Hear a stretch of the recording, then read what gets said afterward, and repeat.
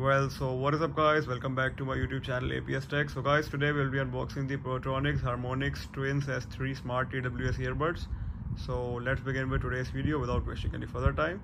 So as you can take a look at the box, I don't actually know what color is that. I think it's the black variant. So let's take a look at the box first. You can read the specifications. Let me take a look. Portronics, brand name Portronics Harmonics Twins S3, model number color black. Okay, black color. Quantity 1, MRP is 2000 rupees, but I got it from Blinkit in just 20 minutes for 700 rupees, like 699 or 700 rupees. So let's open the box now. So now let's open this.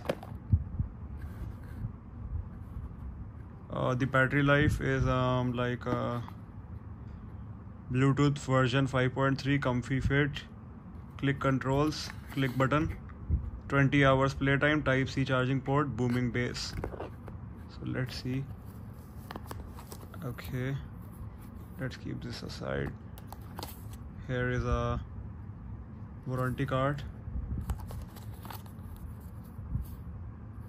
user manual, Harmonics Twins S3 Smart TWS earbuds. Okay, and here are the earbuds.